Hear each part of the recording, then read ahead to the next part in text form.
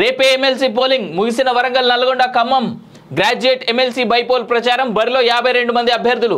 కాంగ్రెస్ అభ్యర్థిగా తీన్మార్ మల్లన, బీజేపీ నుంచి ప్రేమేందర్ రెడ్డి, బీఆర్ఎస్ నుంచి రాకేష్ రెడ్డి.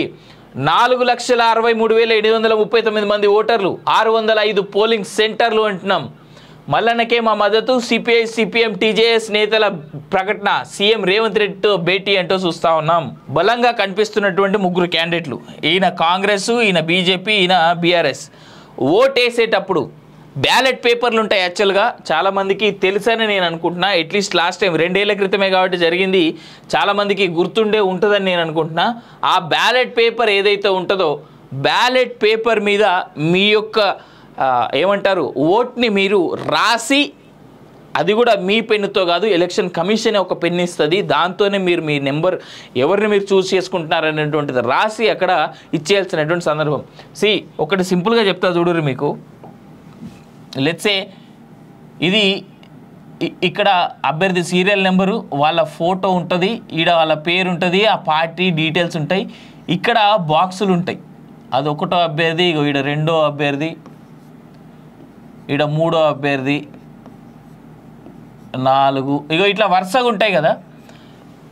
గ్రాడ్యుయేట్ ఎమ్మెల్సీ ఒకసారి జూమ్ చేసుకో దీన్ని. గ్రాడ్యుయేట్ ఎమ్మెల్సీలో ఓట్లు వేసేటువంటి ప్రతి అభ్యర్థి ఎవరైతే ఉన్నారో, ప్రతి వ్యక్తి, ప్రతి ఓటరు గ్రాడ్యుయేట్ ఎవరైతే ఉన్నారో, మీరు ఓట్లు వేస్తున్నప్పుడు ఆ బ్యాలెట్ పేపర్ గుద్దుడు కాదు, వాళ్ళు ఒక పెన్ ఇస్తారు మీకు.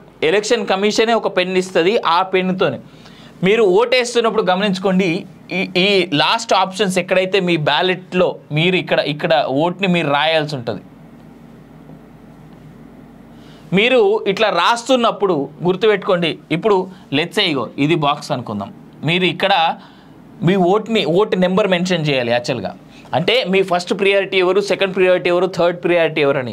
52 మంది అభ్యర్థుల్లో మీరు మినిమం 3 నుంచి 5 అంతకంటే ఎక్కువనే చూస్ చేసుకునేటువంటి అవకాశం ఉందని నేను విన్నాను. బట్ అట్లీస్ట్ 3 అయితే మీరు చూస్ చేసుకోవచ్చు. అంటే మీ ఫస్ట్ ప్రియారిటీ ఎవరు గెలవాలి, సెకండ్ ప్రియారిటీ ఎవరు గెలవాలి, థర్డ్ ప్రియారిటీ ఎవరు గెలవాలని. ఓట్లేస్తున్నప్పుడు అభ్యర్థి పక్కన ఉన్నటువంటి బాక్సులో, ఆ బ్యాలెట్ బాక్సులో, ఆ బ్యాలెట్ పేపర్ పైన ఎలక్షన్ కమిషన్ ఇచ్చేటువంటి పెన్నుతోనే మీరు ఈ లైన్స్ ఏవైతే ఉంటాయో ఈ లైన్స్కి తగలకుండా ఈ మధ్యలో 1 అని రాయాలి. మీ 2వ అభ్యర్థికి గనక మీ రిక్వైర్మెంట్ అంటే మీ సెకండ్ ప్రియారిటీ అభ్యర్థి ఎవరైతే ఉంటారో వాళ్ళ పక్కన 2 అని రాయాలి.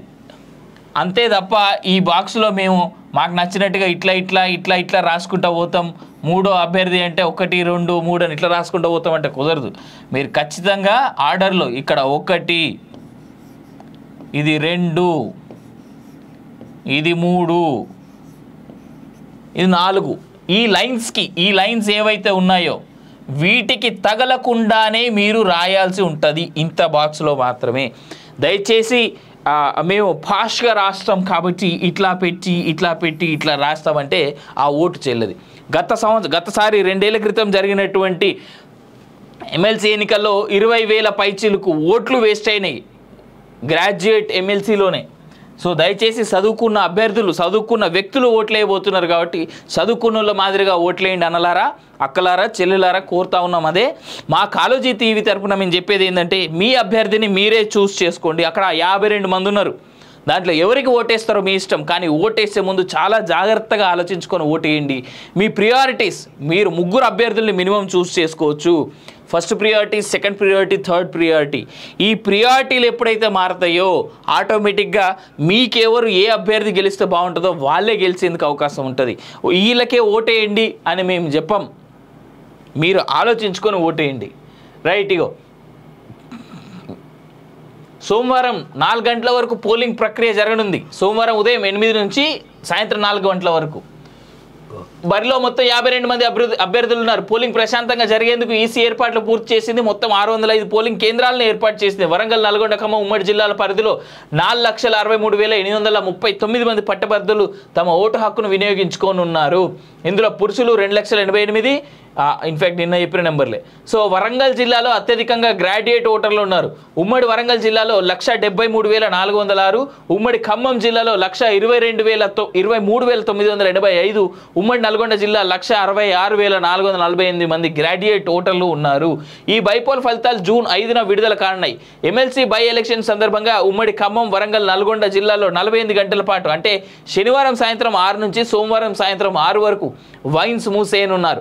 పోలింగ్ డే 27వ తేదీన ఆయా జిల్లాల పరిధిలోని ప్రభుత్వ ఉద్యోగులకు ప్రత్యేక సెలవు ప్రకటించారు. 144 సెక్షన్ అమల్లో ఉంటుందని, ఎవరైనా నిబంధనలు ఉల్లంఘిస్తే చర్యలు తప్పవని పోలీసులు హెచ్చరించారు. పోటాపోటీగా ప్రచారం అంటూ చూస్తూ ఉన్నాం. రైట్. కాకపోతే చట్టసభలో మీరు ఎవరిని కూర్చోబెట్టుకోవాలి అని అనుకుంటున్నారనేటువంటిది మీ చేతిలో ఉన్నది.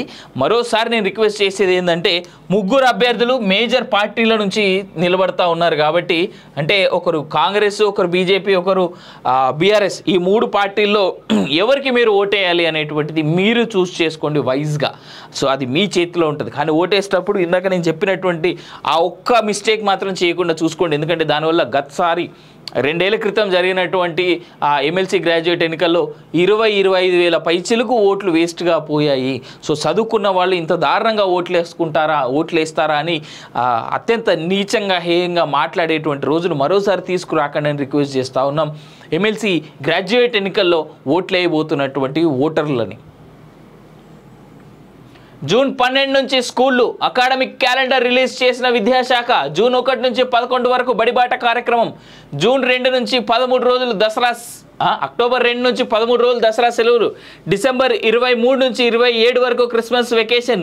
జనవరి 13 నుంచి 17 వరకు సంక్రాంతి హాలిడేస్. 229 working days. రోజు 5 నిమిషాలు యోగా. ఏటా 2 సార్లు విద్యార్థులకు హెల్త్ చెకప్స్. విద్యార్థుల హాజరు 90% ఉండాల్సిందేనని స్పష్టం అంటూ చూస్తూ ఉన్నాం. దీంట్లో నాకు బాగా నచ్చింది ఏంటంటే, హాలిడేస్ ముందే ఇచ్చేసి రియో. అక్టోబర్ 2 నుంచి 13 రోజులు అంటే అక్టోబర్ 15 వరకు దసరా, డిసెంబర్ 23 నుంచి 27 వరకు క్రిస్మస్, జనవరి 13 నుంచి 17 వరకు సంక్రాంతి. రోజు 5 నిమిషాల yoga. This is something very much important. ఇప్పుడున్నటువంటి చాలా స్కూళ్ళలో ఎక్కడ చూసుకున్నా కానీ వాళ్ళు ప్రాపర్ గ్రౌండ్స్ లేవు.